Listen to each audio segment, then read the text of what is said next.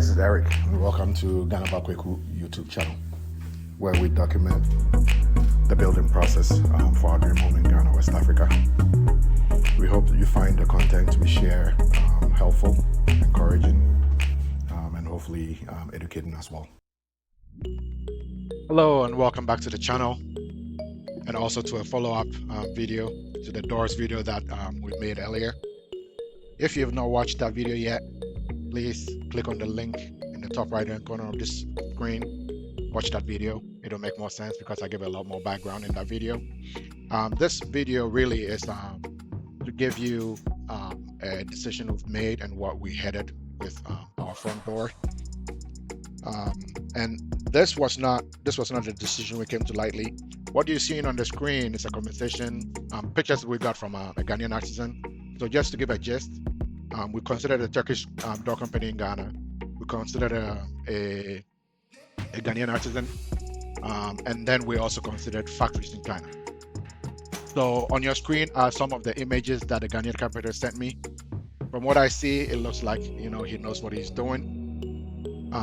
The things that we have to consider was the fact that we have to deal with word of mouth versus established factories. And one of the things that I got based on what we were looking for was the fact that even with him doing the work for us, his estimate did not include the locks, and that was major for me, right? Because I wanted to be able to see the final door in an image as best as I could before deciding to do it. So what we did was we ventured out into China, and the way we got there, shout out to one of our subscribers, Sam. We'll leave his name as Sam for now. He's become a good friend of mine.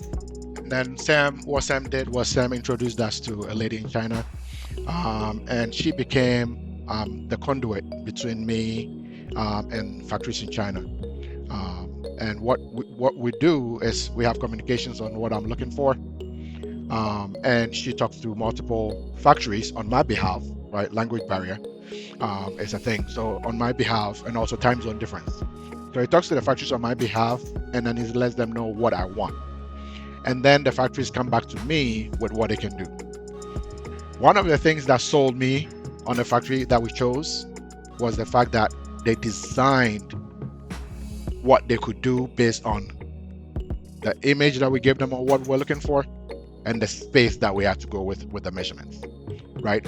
Because they cannot be on site to measure, they basically ask that question: what is the thickness of this? What is the thickness of this wall? What is the thickness of this wall? Stuff like that. And then we provided that information to them, and without being on site, they were able to provide us with what was this design that you're looking at.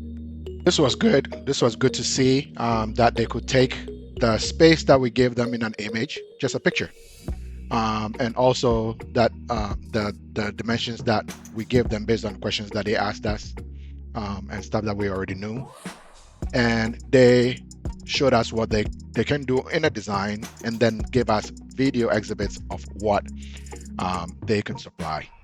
In addition to that, they sent us a video of the lock that we're going to use.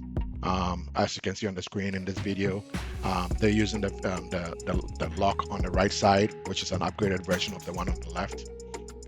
It comes included in the price that they sold the door for us for, right? Which I liked, because now I know the lock that we're going to use even before the construction starts.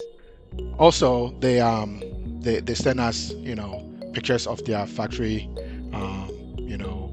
raw materials that we're going to propose to use for our door, even before we could our contacts go to the store. Hi Eric, I'm here. I'm in the doors factory. See, they are making many doors.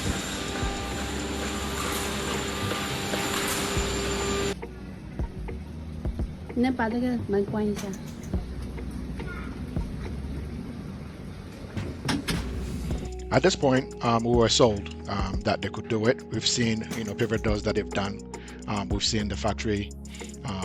So we decided to give the work to them.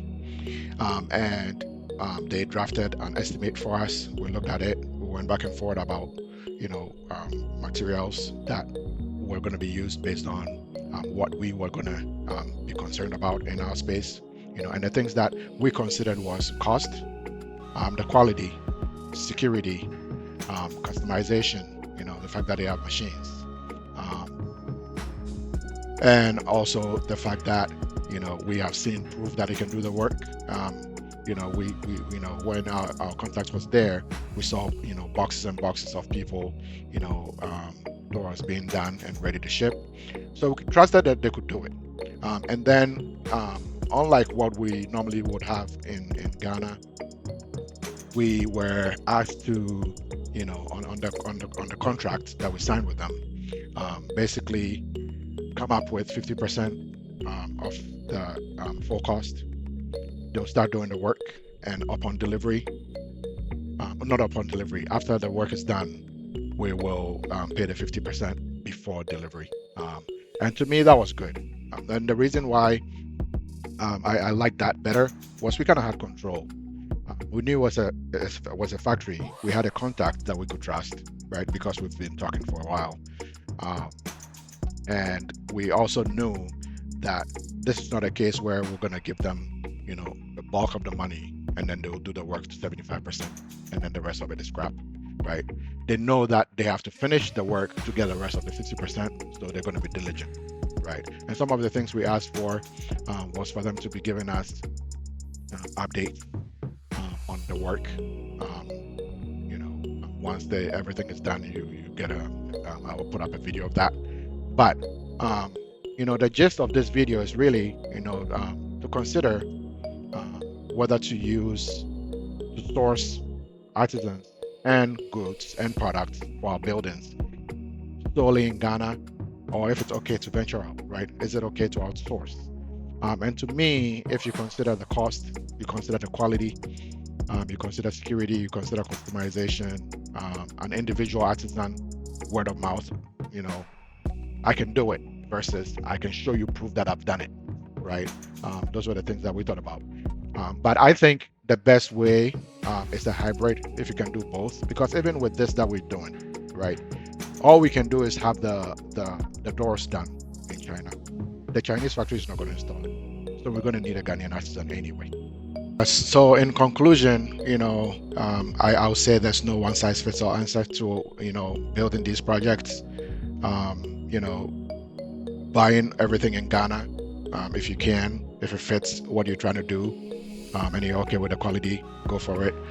But if you want to venture out because you think there's quality options elsewhere, and a lot of the things that we buy from Ghana come from China anyway, right? So if you can go directly to the factory, cut out the middleman, save some money there, and also make sure that you have what is available in the Chinese market and not what is only available in the Ghanaian market, right? That is good. But what I'll say is, bottom line, this would depend on your specific project requirements, the budget you have, your timeline, and most importantly, your risk tolerance, right?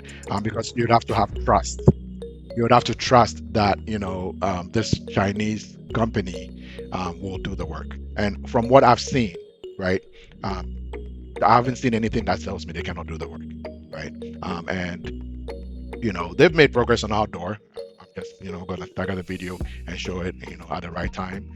But we are available. You can use us as contact if you want to have more conversation about the possibility of venturing into the space. Let us know. We're also learning, so we'll give you whatever we've learned to now. We are in this space, and I thank Sam for this, right? I always say this, we're in this YouTube space to share what we're learning. I'm not trying to make money out of anyone. The goal is to, if I found something good, share it with everyone.